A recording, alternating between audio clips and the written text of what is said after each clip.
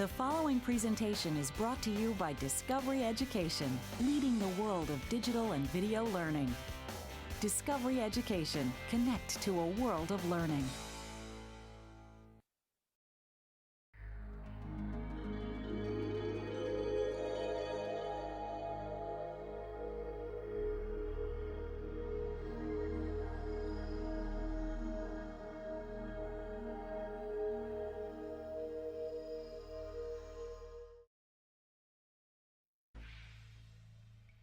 Nearly 5 billion years ago, our solar system began to form.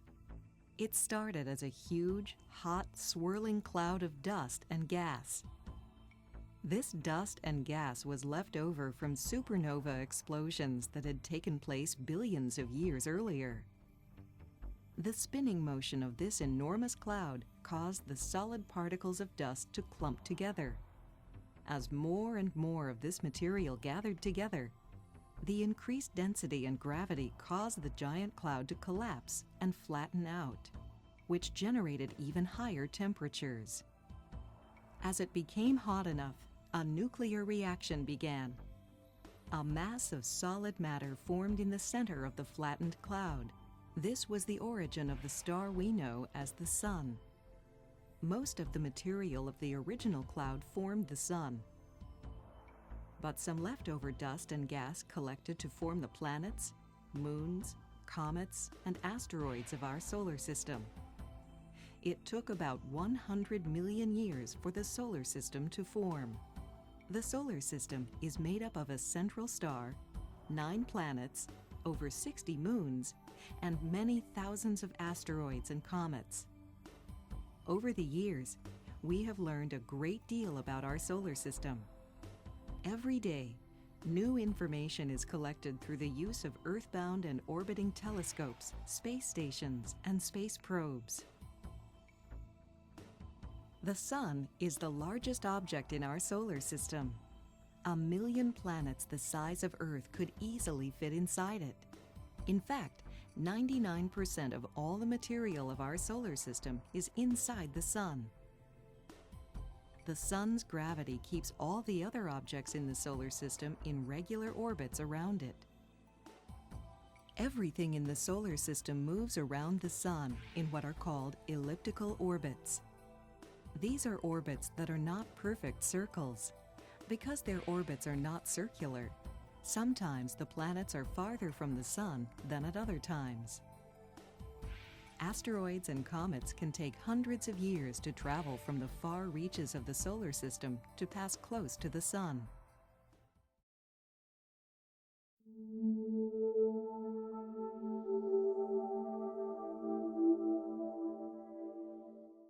When we look into the night sky, we can see thousands of twinkling stars.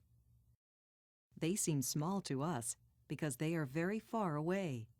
The distances are so great that they are not measured in miles or kilometers, but in light years.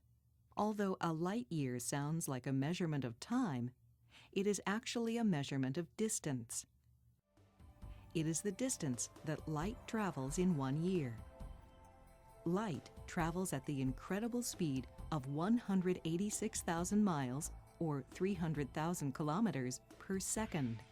This is equal to traveling the distance from New York to San Francisco 62 times in just 1 second. So, to calculate the number of miles in a light year, you must figure out how many seconds there are in a year, and then multiply that number by 186,000. The answer is close to 6 trillion. When you consider that 1 trillion is a million, you can see that nearly 6 trillion is a truly enormous number. Beyond the Sun, the closest star to our planet is 4.3 light years away. That means it takes almost 4 years and 4 months for the light from that star to reach us. In space, the distances can be difficult to even imagine. But let's return home to our Sun and its planets.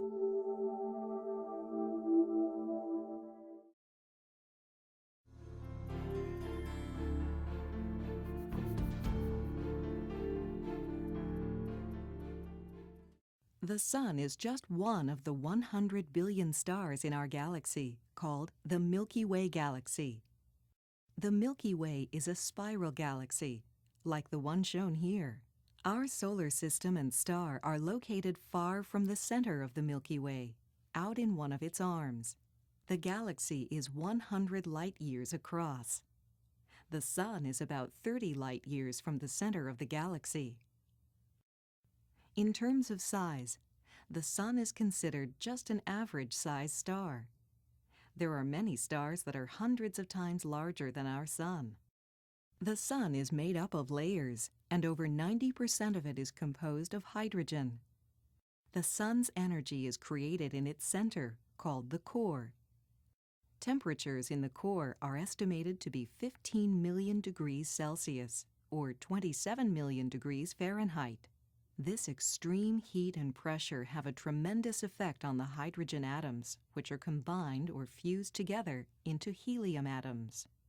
This process is called nuclear fusion, and it releases an enormous amount of energy. Maybe you have seen Albert Einstein's famous formula, E equals mc squared. The E stands for energy.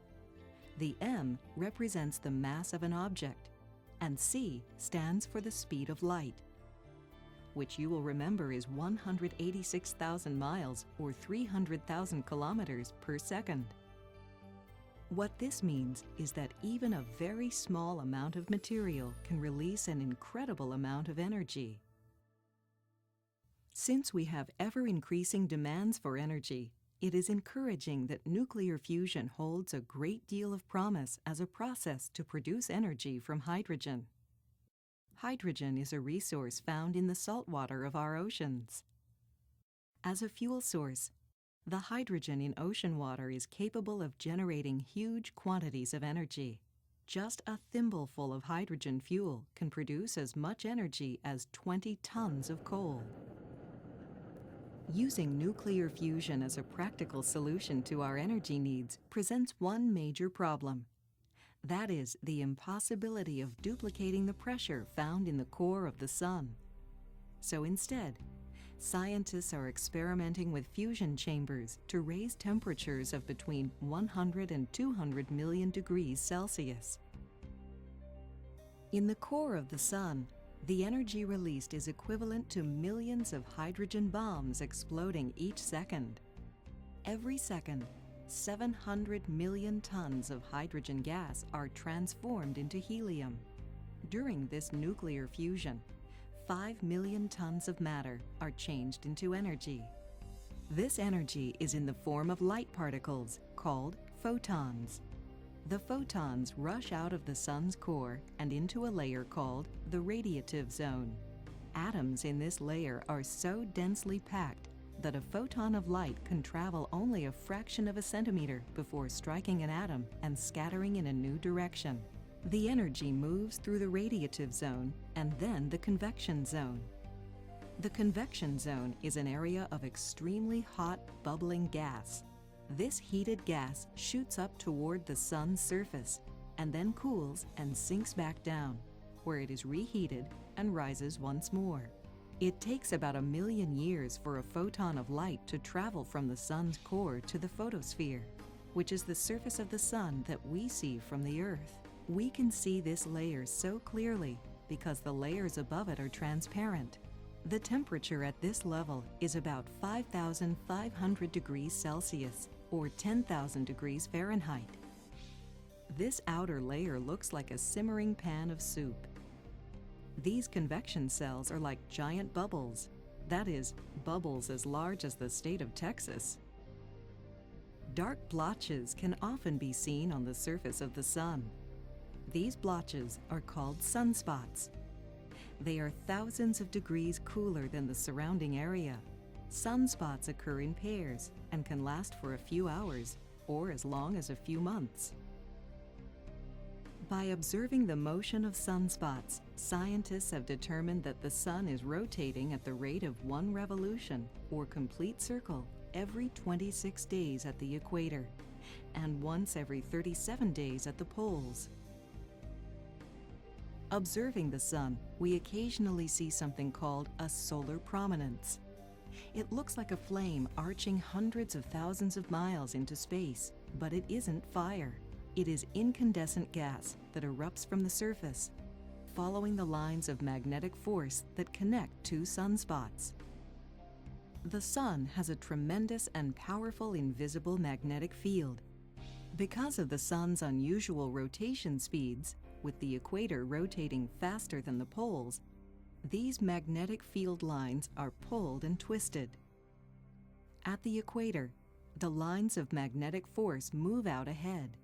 They start wrapping around each other like a twisting rubber band, rising and falling with the changing currents of hot gas. This twisting and stretching strengthens the magnetic fields, and some rise to the surface, causing pairs of sunspots. One sunspot is the North Pole, and the other is the South Pole. The magnetic field arches out from these areas like a giant horseshoe magnet, carrying gases with it and creating a prominence. The sun's atmosphere has two layers. They are called the chromosphere and the corona. The chromosphere is around 3,000 miles, or about 5,000 kilometers thick. The corona extends for millions of miles past the chromosphere. The chromosphere and corona are invisible, except during a total solar eclipse, when the moon is positioned just right to block our view of the sun, or when we use a special disk on telescopes to block out the sun's surface. Although the corona is far from the sun's hot core, its temperature often exceeds millions of degrees. Scientists believe that magnetic activity in the corona causes this huge rise in temperature. The sun releases electrically charged particles called ions into space. This flow of ions is called the solar wind. The ions spray out like water from a lawn sprinkler. With an average speed of 400 kilometers per second, the solar wind travels to the far reaches of the solar system, past the orbits of the 9 planets. Sometimes larger numbers of these ions are released in what is referred to as a coronal mass ejection, or a CME.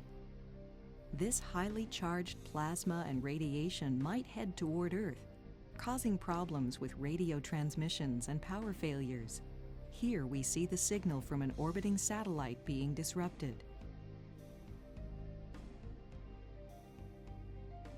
As the solar wind and CMEs make contact with the Earth's magnetic field, the ions are directed around the planet into the Van Allen radiation belts. This protects us from the harmful ions. The Earth's magnetic field is curved towards the poles, so some solar wind ions reach the upper part of the atmosphere. When these ions hit gas molecules in the atmosphere, the molecules become ionized and glow. This causes an effect known as the aurora borealis and the aurora australis, which are also called the northern and southern lights. Without the protection of the Earth's magnetic field and atmosphere, humans would be instantly killed by the radiation that is constantly streaming from the sun. That's why astronauts and cosmonauts wear spacesuits when they are away from the Earth's protection. People throughout history have realized the importance of the sun to life on Earth. Without the sun's heat and light, life as we know it would not be possible. Early people worshipped the sun, and some civilizations even treated the sun as a god. Scientists estimate that the sun has been active for about 5 billion years. Stars, like so many other things in the universe, go through a life cycle. They are born, are active for billions of years, and then die. It is estimated that the sun will be active for another 5 billion years, and then it will go through changes. It will become so large that it will reach Earth's orbit. Then it will shrink to an object no larger than the Earth, as a burned-out white dwarf.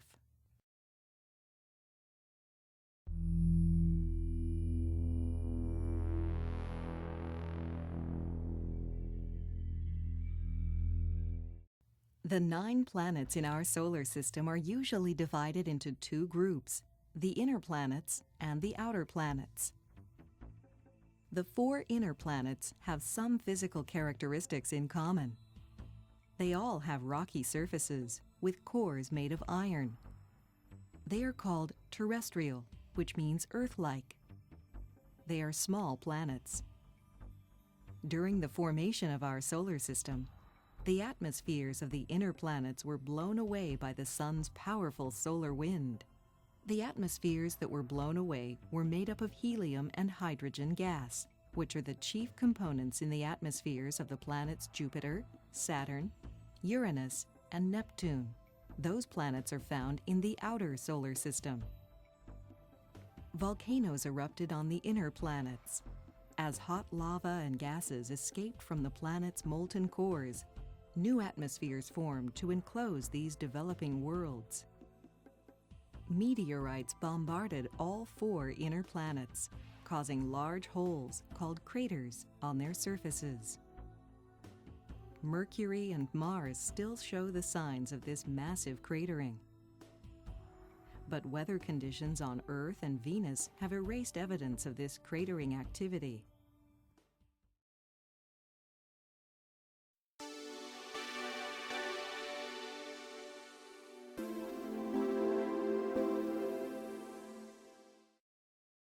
Mercury is the closest planet to the Sun. It is the second smallest planet and is only slightly larger than Earth's moon.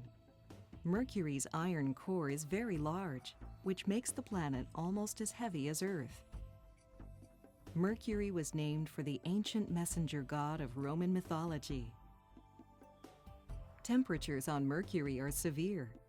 The side facing the Sun can reach 800 degrees Fahrenheit, or 427 degrees Celsius, and the side in darkness can reach minus 292 degrees Fahrenheit, or minus 180 degrees Celsius.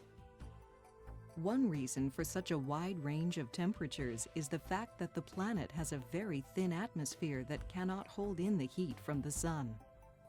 Because its atmosphere is too thin to burn up approaching meteorites, the surface of Mercury is scarred by the impact of countless collisions. A year on Mercury is 89 Earth days long, since this is the time it takes the planet to go around the Sun. The strange thing is that Mercury rotates on its axis very slowly. It takes 59 Earth days for it to spin around just one time, which makes for a very long day. We know a lot about Mercury because of spacecraft sent to orbit it.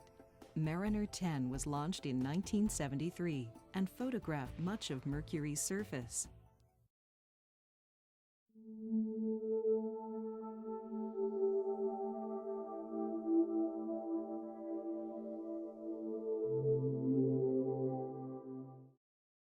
The second planet from the Sun is Venus.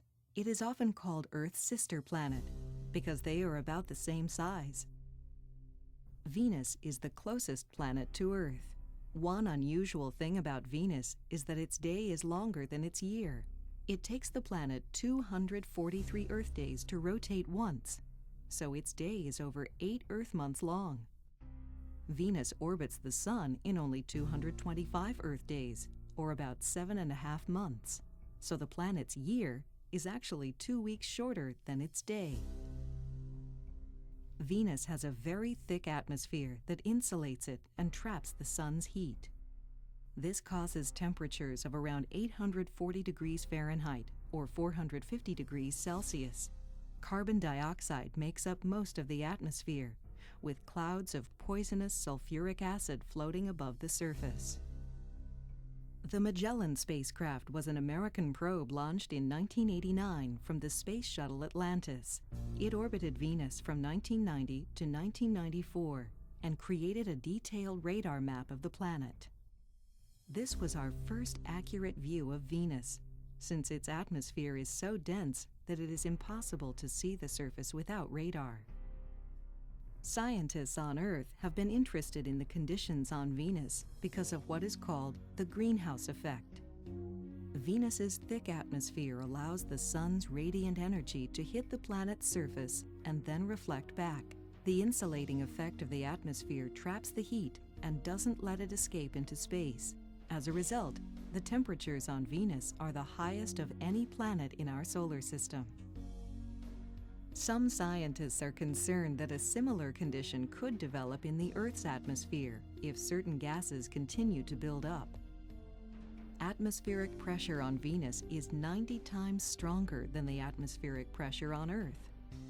A Russian spacecraft sent to Venus in 1982 landed on the surface and sent back pictures for 57 minutes before it melted and collapsed from the high temperature and intense pressure on the planet.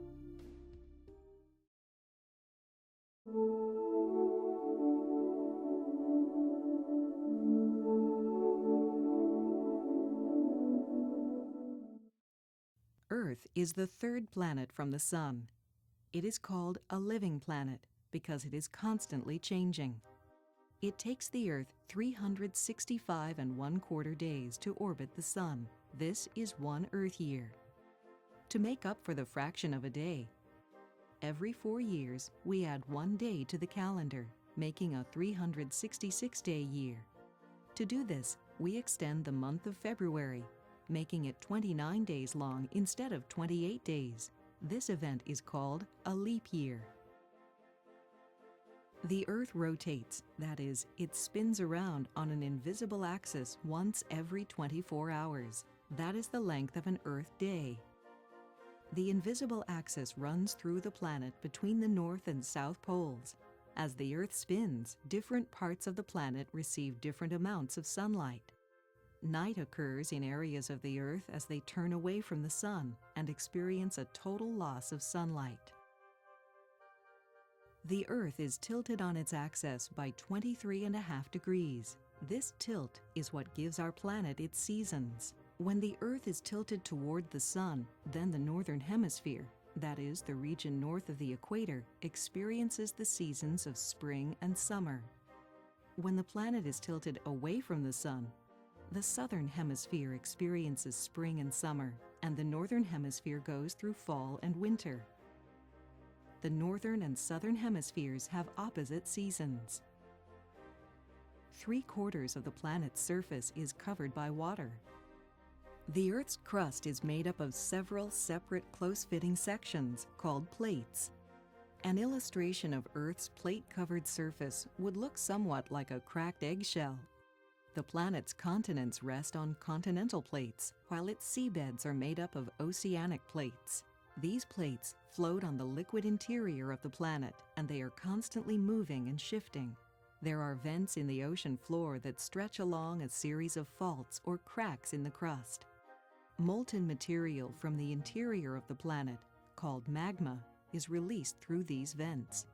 As this happens, the oceanic plates move apart. The plates move only a little each year, but over millions of years, there is a definite change. The Earth's continental plates also move only 1 or 2 inches a year. Over time, however, there have been huge changes.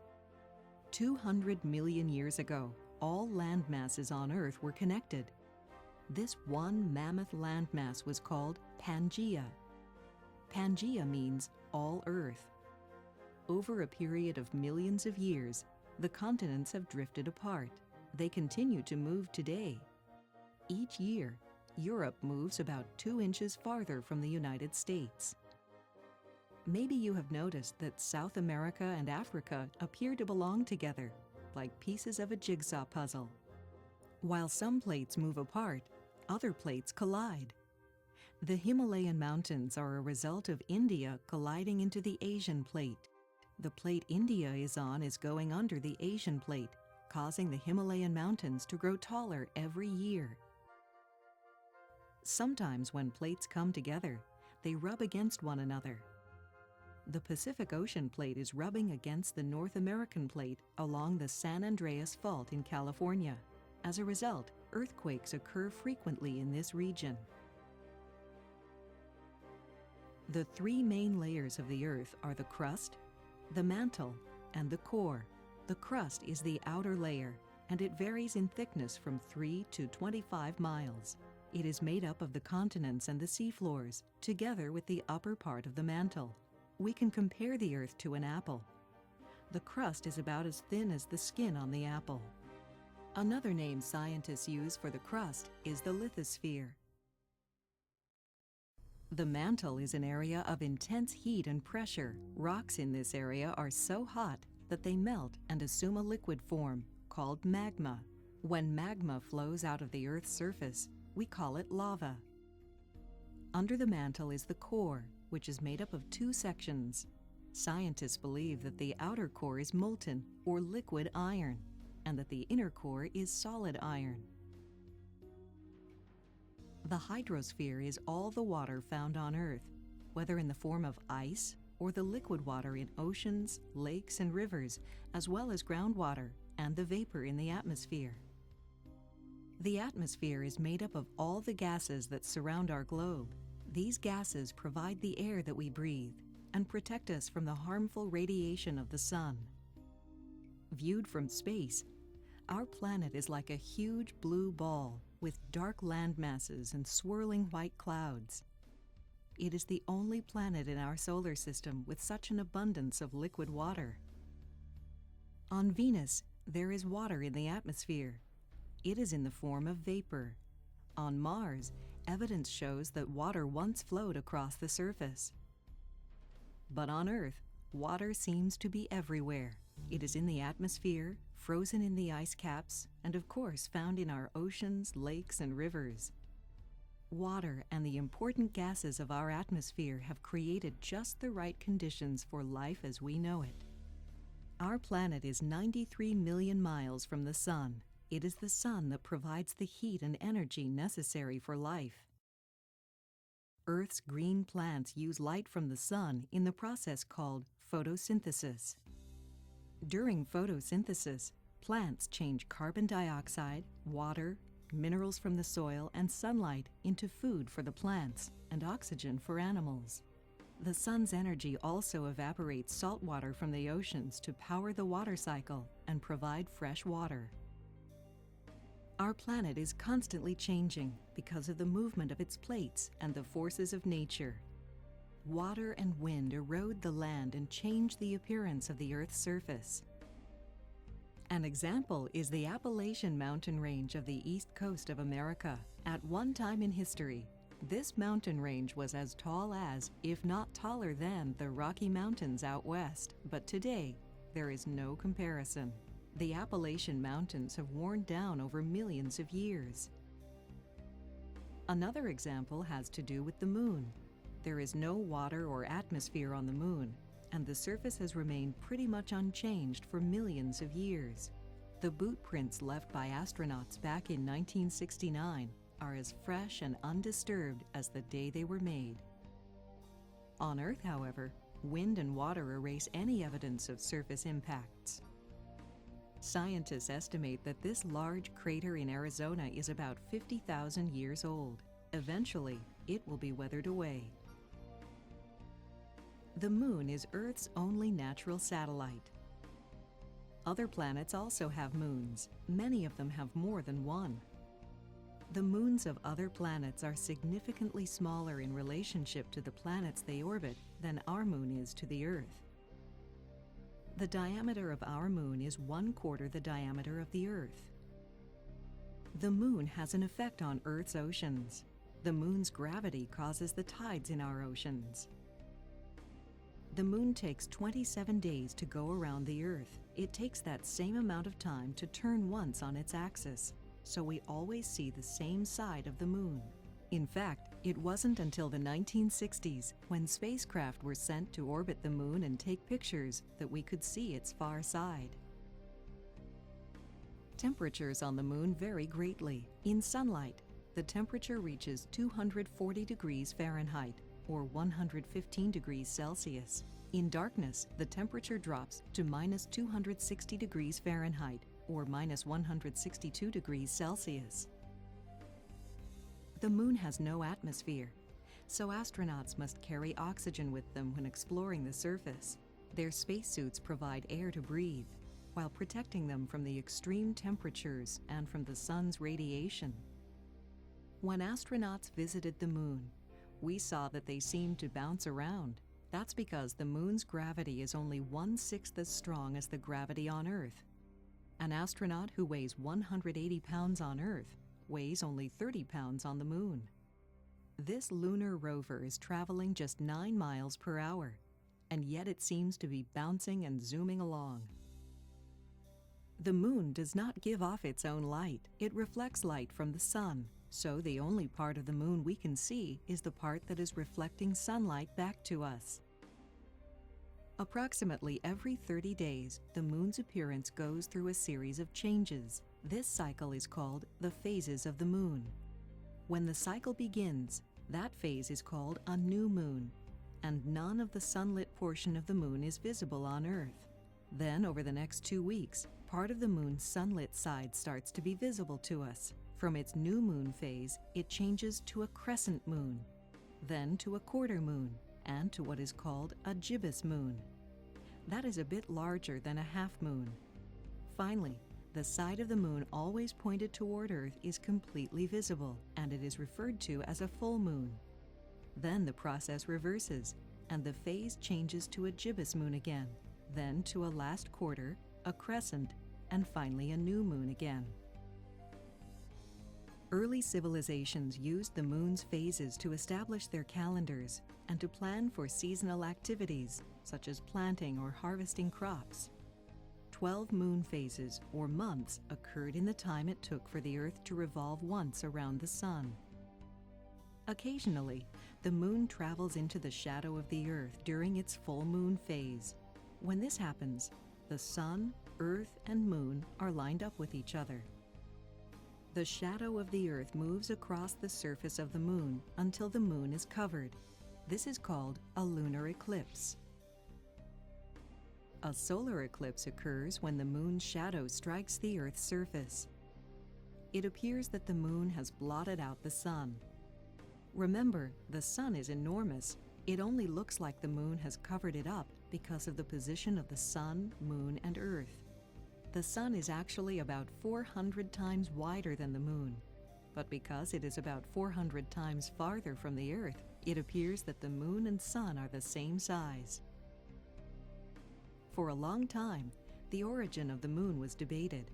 Scientists who have studied moon rocks brought back by astronauts have established the latest theory. This theory says that the Moon and Earth were created at the same time when something collided with our planet as it was forming. Some of the material from this collision flew into orbit around what would become the Earth. This material collected together to form the Moon.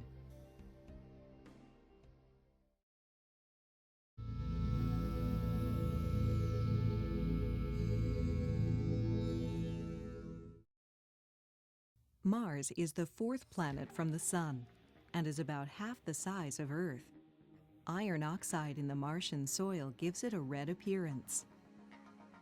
In 1971, a probe called Mariner 9 was launched into orbit around Mars. It sent back over 7,000 pictures of the planet's surface. In this century, many probes have been sent to Mars to photograph it from orbit and to even travel along its surface. These remarkable robotic landers are equipped to gather all kinds of information. Spirit and Opportunity have drilling equipment and the ability to analyze the composition of soil and rock samples. In addition, the 2 rovers are equipped with sophisticated cameras.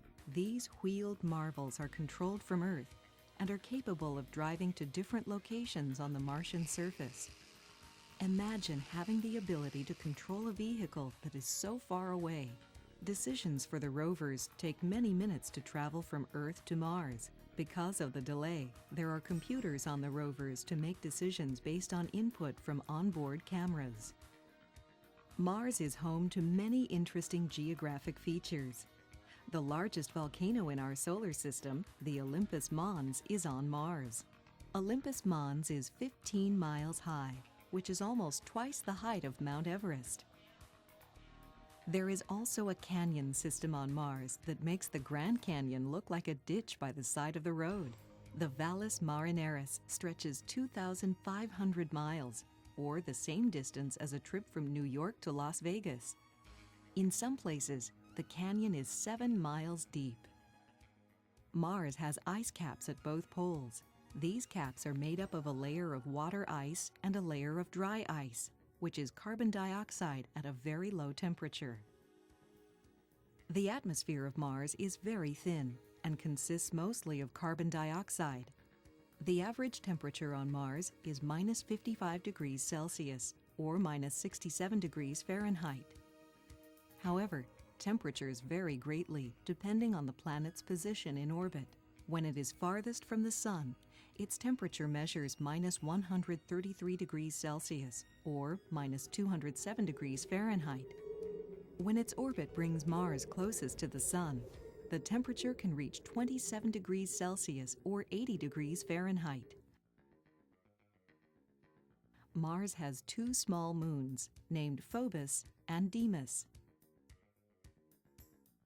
Some meteorites found on Earth are believed to have originated from Mars.